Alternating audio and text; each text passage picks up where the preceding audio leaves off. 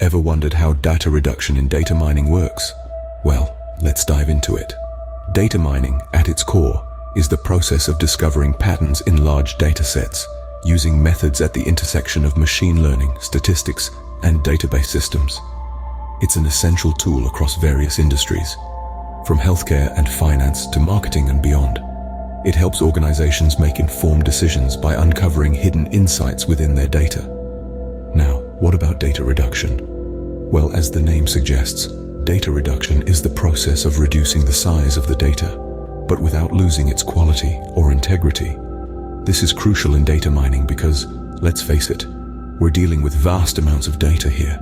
By reducing the size, we make the data more manageable, easier to analyze and interpret, making the entire data mining process more efficient and effective. Now that we have a basic understanding, you might be wondering, how does this data reduction actually happen in data mining? Data reduction in data mining isn't as complicated as it sounds. Let's take a journey through this process together, one step at a time. Our first stop is data cleaning. Imagine you're in a room filled with heaps of data.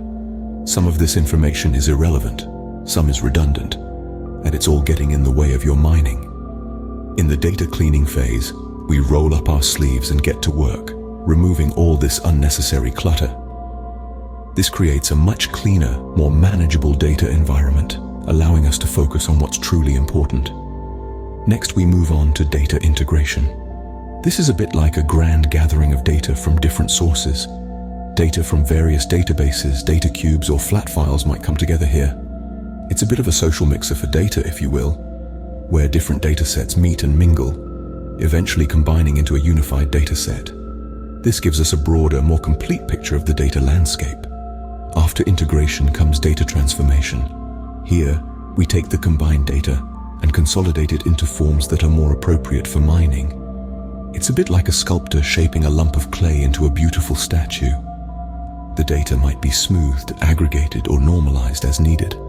This makes it easier for us to work with the data and ultimately to extract meaningful insights from it. Last but not least, we arrive at data discretization. This is where numerical data gets converted into categorical counterparts. Think of it as translating a language of numbers into a language of categories. It's a crucial step, especially when dealing with continuous variables that need to be made sense of in a categorical context. And there you have it, the step-by-step process of data reduction in data mining. But what are the key takeaways from this process? As we delve into the world of data mining, data reduction stands as a cornerstone. But why? To answer this, let's take a few steps back to review the key points discussed.